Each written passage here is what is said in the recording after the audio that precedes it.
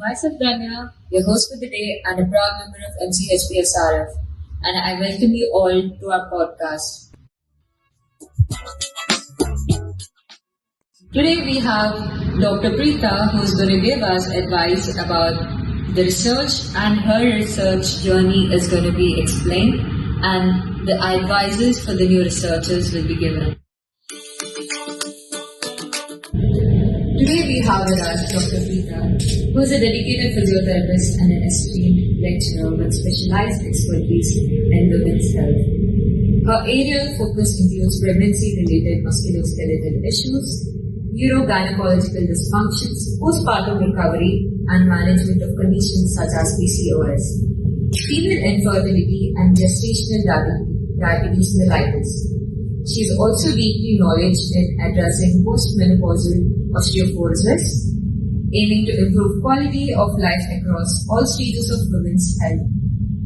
Her commitment to education and compassion makes her an inspiring figure in both clinics and academics. So without further delay, let's get started. As you were talking about mental health, to be let go ahead. You told us that we need to find a good mentor who's going to listen to us. And what is one piece of advice which you had received from your mentor when you had began the whole research, or a researchee who's very new? What is one piece of advice you would give to a researcher who's under you? A good researcher or a student whom I aspire to take up right? So somebody who's very proactive, okay, and not waiting for my input. Did you do this or did you do that? That's not something that I would like to follow up upon. So somebody who's proactive, who is disciplined, who is punctual, so these qualities for sure, but who can think out of box, who's creative, and most importantly, passionate about research. You cannot, you should have that right aptitude or the passion towards doing that work or research is very important.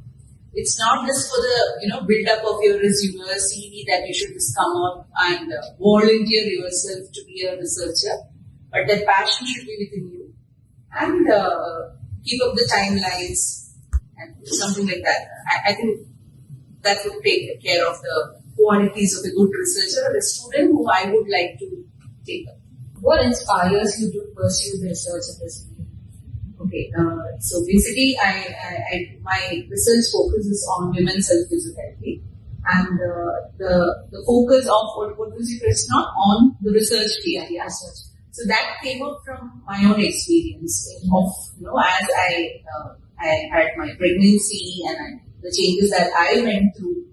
So that's something that I noted in myself, the changes that happens in my body, and then I saw that in postpartum also I had not recovered completely. So food was something that came to a point that food changes, that changes happened during pregnancy, never altered and never came back to its normalcy even in my postpartum. So that's where this point of doing some research related to food in pregnancy came up, and that's how I did my PhD on the effect of pregnancy on food structure and its influence on balance, weight, dysfunctions and food functions. Yeah. Can you share a defining moment or challenges you faced in this journey? Defining moment will be, I would say challenges first. Because challenges is something that every researcher come across will be. So challenges was the fact that as I registered for my PhD is when I had my second baby. I had conceived my second baby, and then I carried my PhD and my baby together. And during my PhD had 3 phases. So phase 1 was I had to test the reliability of an instrument, which happened smoothly. Second was a cohort where you have I had to follow up a pregnant lady throughout her pregnancy and her immediate postpartum. So I had 5 time point measurements, and the third phase was an RCT. So my baby was born in second phase midway, and then I had to take my leaves, and I had to, had a lot of laws to follow because of that. But yeah, I caught up a little more later, and I completed my journey. So that was about the challenge that I faced during my PhD journey. However, the defining moment would be something that, as I said, from my pregnancy, my personal experience itself, I got research question. Because that's something I wanted to do only in women's health, and I got it. And understanding that the food changes that happens during pregnancy does not recover even in the postpartum period. The balance issues that pregnant women face, it does not get altered even in the postpartum period. So there are a lot of faults that happen during pregnancy, and that could be because of the changes that happen. So all these were wow moments in my research when I did my PhD, and even with the fact that when I did the third phase, that was an RCT, wherein which changes in the food could also, if you just do, some footwear modifications, you could have an impact on the back pain that the lady, experiences during pregnancy, was also one of the wow moments of PhD, I would say. So you would say it was an impactful finding? Yeah. Through my own experience, through my personal life, I lived the PhD journey. The MCHP SRF, which you want us to incorporate. When I started my research journey, it was probably because of my postgraduate thesis, or later when I started with my PhD. But presently, what we can see is that so many undergraduate students are so passionate about research, and the amount of resources that you have across in Manipal Academy of Higher Education, the amount of infrastructure you have, and also the faculty who are knowledgeable and who are ready to take up small research projects to start with.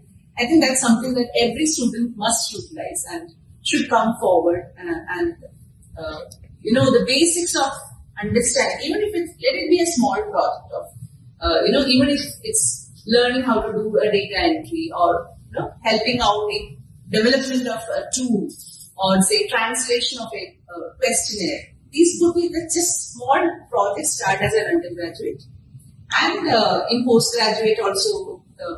Definitely, it's a part of your curriculum, and you need to have a research project as a part of completion of your postgraduation.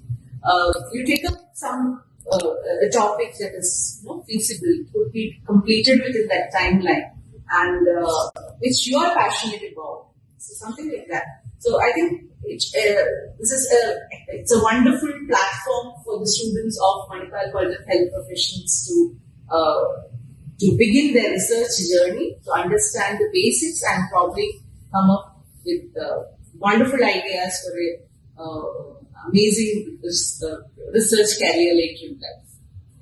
Thank you, Mom. Thank you. The words were very inspirational, and I hope we all will take your advice and will start working.